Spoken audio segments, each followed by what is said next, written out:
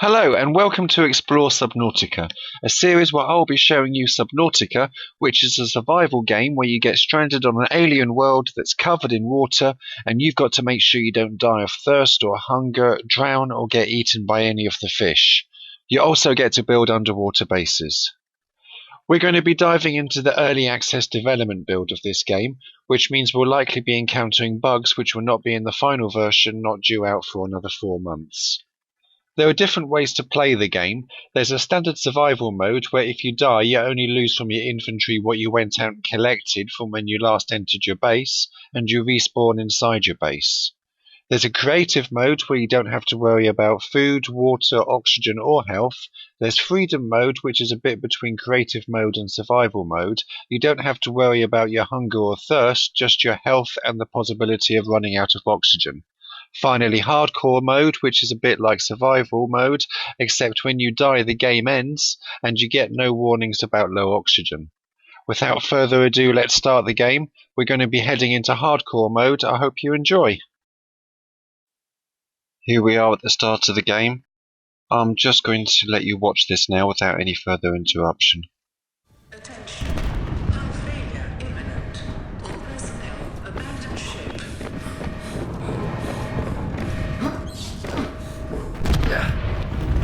Launch in 3, 2, 1.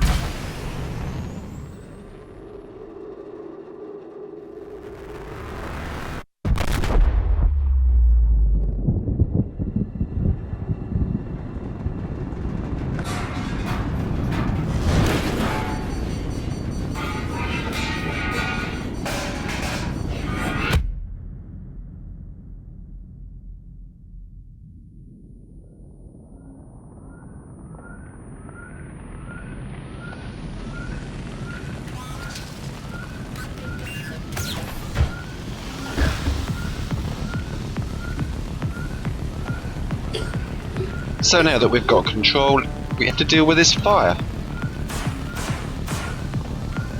Use the fire extinguisher and just, try not to get burnt.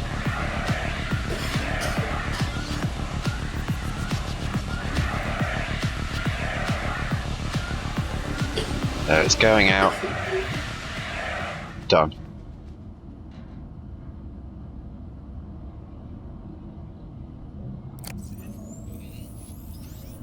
Greetings, survivor. Great job not dying. To assist you in further survival in emergency situations, you have been issued this personal data assistant. The interface visible now will organize your inventory, display currently available construction blueprints, and holds other valuable information. Please take a moment to familiarize yourself with it.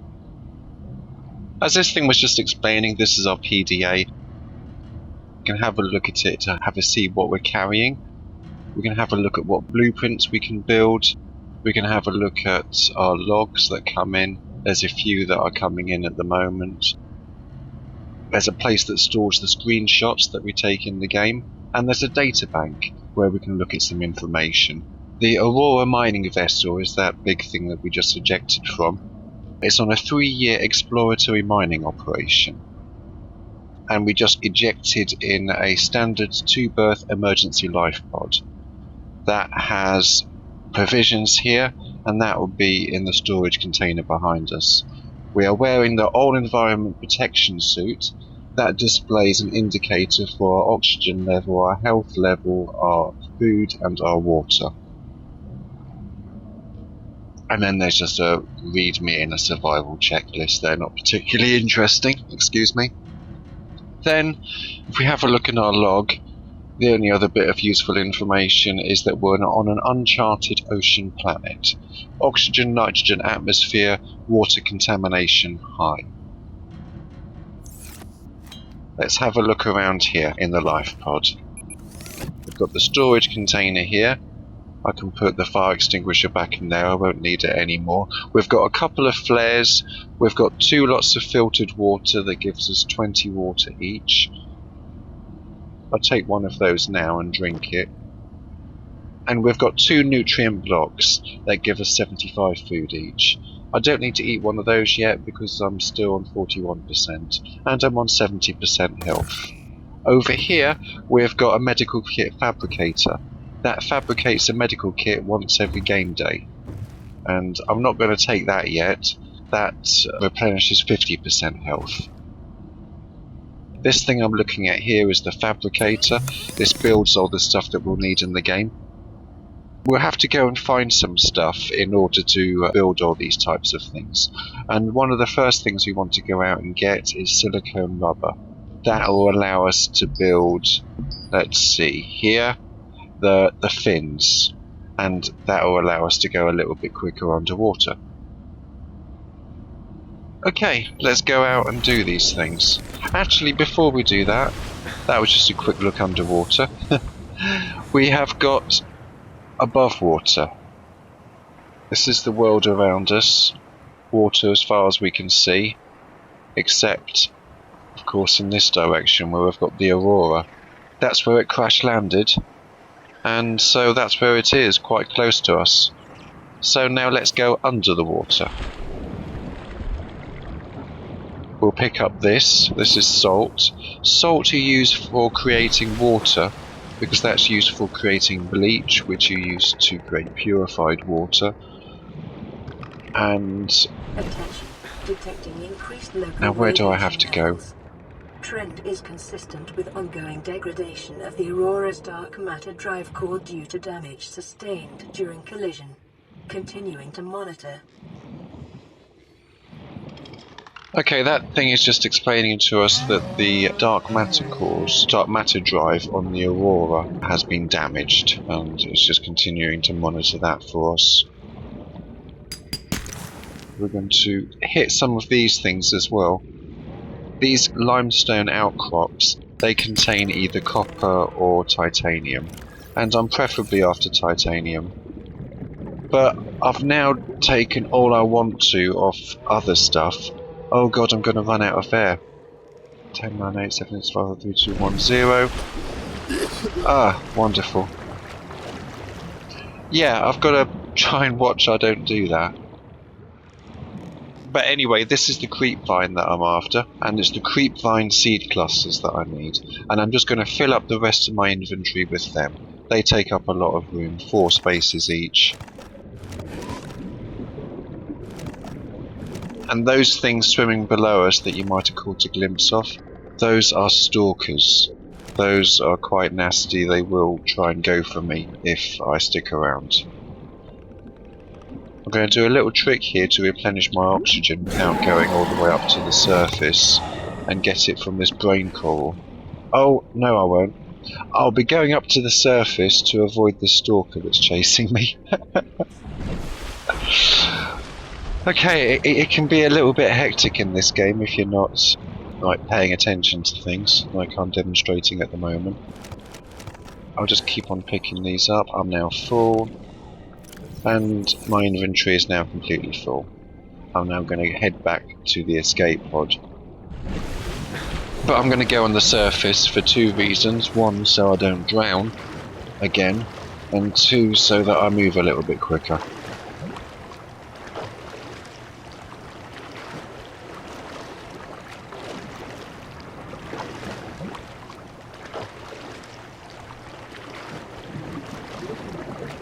And we can get in either underneath, or we can even climb this ladder and get in from the top. So let's make all this silicone rubber. We also need to make 1 lubricant as well. That's also created from creepvine seed clusters. So I'll just create 1 of them first, and then the rest silicone rubber.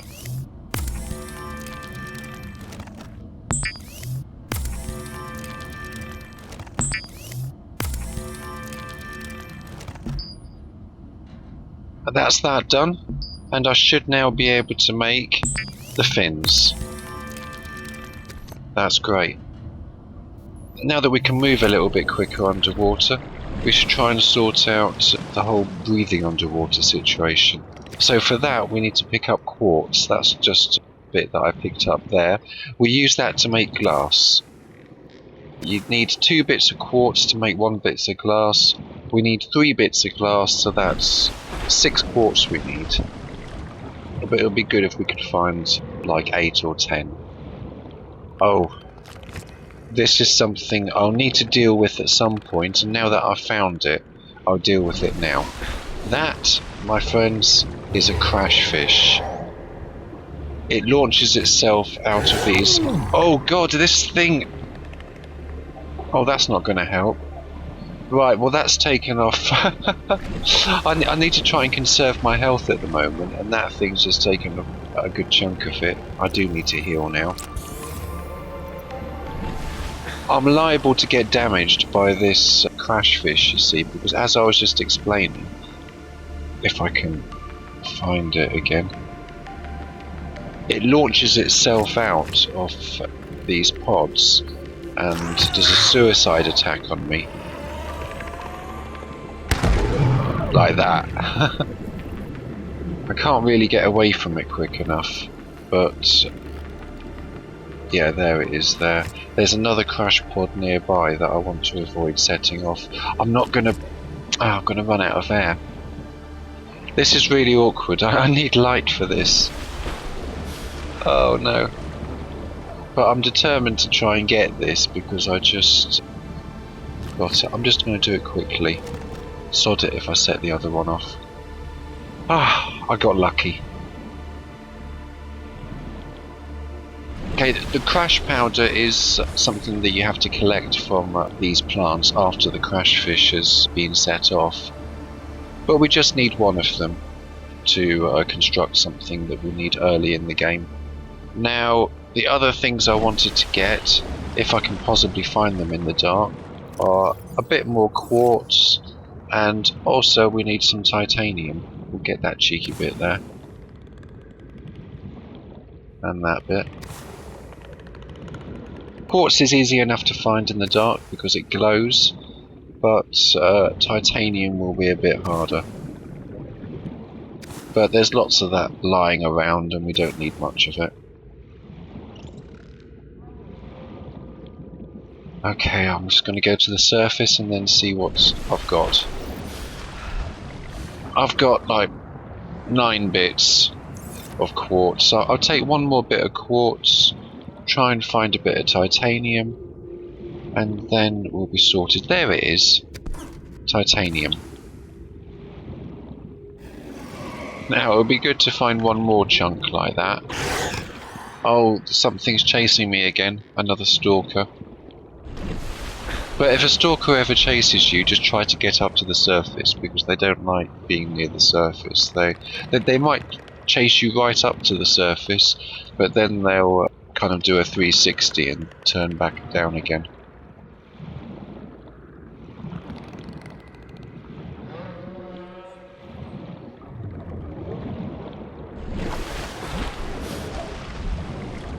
Come on, there we are. And that'll be fine for the time being. We'll deal with the things that we need to make now.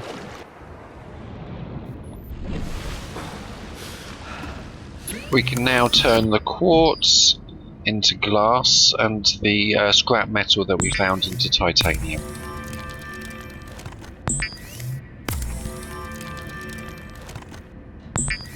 Each of those bits of scrap metal give us 4 bits of titanium. And that voice was just telling me I was running low on food, and I will eat 1 of those nutrient blocks now. That'll take care of my food situation. And as long as you're quick, we can get quite a lot of stuff done just by relying on the provisions that we're given before we then have to use up our time hunting for food and stuff. Degradation of the Aurora's dry core may cause a quantum detonation. Calculating risk assessment. Death by malnourishment, 7%. By physical injury, 11%. By exposure to radioactive crash site materials, 19%. If the drive core is breached, Probability of death increases to 65%. As that thing was just explaining to us, our most pressing concern at the moment is the possibility of the Aurora's drive core exploding. So we'll have to watch out for that.